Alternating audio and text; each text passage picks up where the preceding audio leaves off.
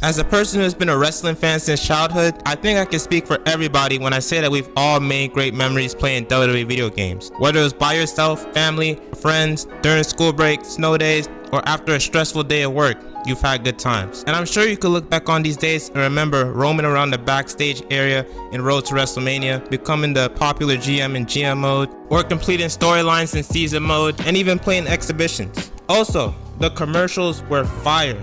It would show new features and gameplay, wrestlers would do skits in between, but the only bad side was that the gameplay in the commercials looked nothing like the actual game. We were deceived, lied to, bamboozled. But in their defense, most games in the 2000s were like that. But no matter how old we get, we'll always have that video game nostalgia. In Here Comes the Pain, the game had a good mixture of simulation and arcadey gameplay. Most of the match will be slightly exaggerated, regular movement, but the big power moves, spots, and finishers will be over exaggerated to the highest degree. But that's what made it fun. In today's games, the excitement for it doesn't last that long, and people only play it for like 2 to 3 weeks. But the old games, like Here Comes the Pain, a game that came out 20 years ago, people still play it to this day, and that by itself should tell you the difference between now and then. And when you're playing matches like Hell in a Cell, Royal Rumble, Elimination Chamber with your friends, you'll never get bored. But the best out of them all was the backstage brawl. You had multiple places to fight and everything around you was interactive. You want to throw your opponent in a shower? You can do that. You want to drag your opponent around while driving a motorcycle? You can do that too. And if you want to turn into 2009 Randy Orton and become the biggest menace to society by throwing your opponent off the building of Times Square, that was also possible. Over the next few years, WWE is going to shift into a more simulation gameplay, especially in WWE 12, where they tried to fully copy the WWE style onto a video game. Also, over time, WWE would take out matches like Buried Alive and add in matches like Money in the Bank and Extreme Rules. But there was one feature that was in WWE games for years that THQ took out in WWE 2K14. A feature so small but means so much: the camera angle in the Royal Rumble match. It was always cool to see the entrance of the next superstar coming into the match, and some of them even had an entrance specifically made for that superstar. It was a nice little touch that at the time we took for granted, but looking back, it's something that some of us probably miss. Today in WWE games, we're spoiled because 2K puts everybody and anybody who has ever stepped into a WWE ring into the game. But back in the day, it was a whole different story. If you weren't in WWE that year or left before the cutoff, they were not gonna put you in the game. Jeff Hardy in Here Comes the Pain, gone. Chris Jericho in SVR 2007, gone. And if you want to create a call of that wrestler, you had to use your imagination or look up the measurements online. But even if you didn't want to do that, the roster was still valid. And Here Comes the Pain is the only game to have Rock, Austin, Cena, Batista, and Randy Orton as active wrestlers. It has legends like Iron Sheik, Jimmy Snuka, and Ted DiBiase. The only game to top that roster was 2K14. The rosters were stacked, but the wrestlers were cracked out too. In today's games, you can take any mid-carder and beat a top star without breaking a sweat. But back in the day, you had to go to war. In SVR 2007, the perks were really kicking in for Kurt Angle because everything he did was hard to reverse. He was just overall OP. The Mickie James versus Great Khali match challenge just had to be rigged because there was no way that it was intended for you to beat it. There was no way that you could beat the challenge without making some type of adjustment to Mickie James or Great Khali. And if you did, you were operating on a 2000 level IQ. But none of that compares to what you go through in Here Comes the Pain. If you try putting any superstar up against Brock Lesnar, you better get comfortable where you're at because it's gonna be a battle. I tried using John Cena against Brock Lesnar and I got destroyed. Besides the punch, I wasn't able to get a single offensive move in. Brock kept countering and picking me apart, and I tried to leave the ring to lure him out so I can get an attack in, but he just countered outside and continued the beating. The same goes for Goldberg, The Rock, and 90s Undertaker. They must have gotten to Kurt Angle's secret supply of perks or something, because you weren't gonna beat those superstars with any wrestler with an overall under 85 without the match going 25 minutes. The matches will be stressful and tough because when you're facing Brock Lesnar or Goldberg and their body's on red and you've already hit 3 finishers on them, they'll still kick out at 2. But when you actually look back, you think that the matches were actually fun.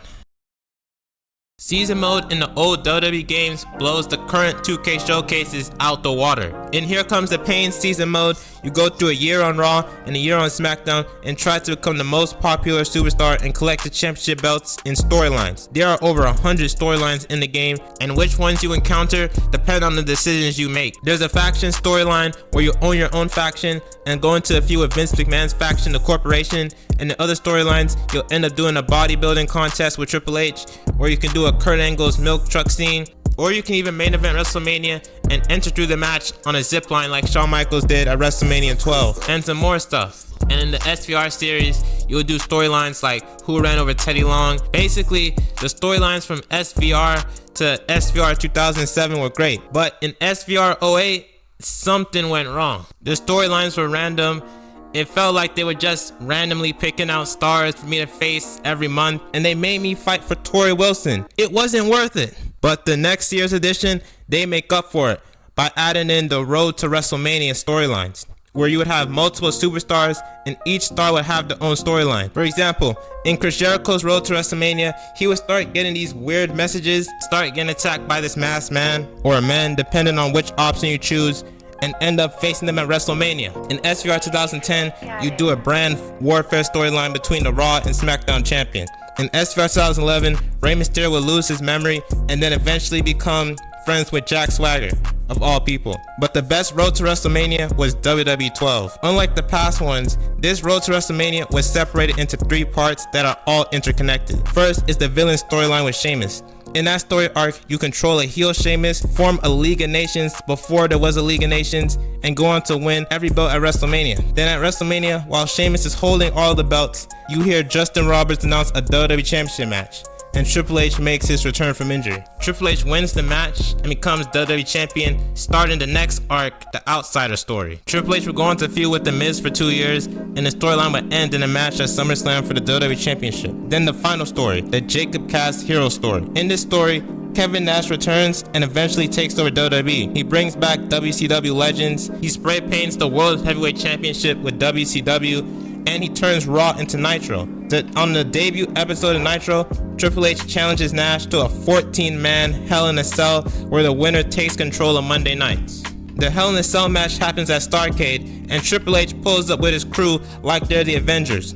Jacob Cass goes on to win it for WWE and brings back Raw. The storytelling in that Road to WrestleMania was amazing. It's sad to think that we'll never get something like that ever again, or at least while 2K is involved. THQ knew they couldn't top that, so they had to switch it up by adding in a new mode that represented the greatest time period in WWE history, the Attitude Era. You go through time periods of 8 different superstars through the Attitude Era, and you'll play through memorable matches like Mankind winning the WWE Championship for the first time, Stone Cold vs. McMahon at St. Valentine's Day Massacre, and The Rock vs. Mankind at the 1999 Royal Rumble. Highly recommend you play it, especially if you didn't live through the Attitude Era. The next game was 2K14, and it's the only one that can compete where Here Comes the Pain. 2K14 had 30 years of WrestleMania, and it had the best matches of every year's WrestleMania, and Brock Lesnar vs. Goldberg. The mode even had Randy Orton's Burn in My Light theme, and that by itself puts it at the top of the list. You'll unlock all WrestleMania arenas, top superstars from each era, and different attires. No game has topped 2K14 since. There was also GM mode. GM mode is where you become general manager of a brand and you compete against the other brands to see who was the most popular GM in WWE. This mode is one of the most popular modes in WWE games history, but for me personally, I hated it. It felt like a chore to put together a whole card of matches every week. And in these matches, I would put on back-to-back classics performances that Ric Flair and Shawn Michaels would be proud of, only to get a 3-star rating. Dave Meltzer wouldn't even give me a 3-star rating for those matches. Also, let's just say as a kid, I wasn't good with money management. The GM mode just wasn't for me. Universe mode was one of my favorites, especially in WWE 12. Unlike Universe mode today, where it feels soulless and dry, WWE 12's Universe mode was actually fun. The mode had cutscenes that would build into storylines to keep the mode from getting stale. It had draft system, but 9 times out of 10, it would be a lower card to mid-card wrestler. But there's also the ability to change championships between shows, and the inclusion of way more legends that made that year's Universe mode the best one. So, No matter what time period you grew up in, you'll always have a favorite WWE game, even if it's trash or you think it's trash looking back. So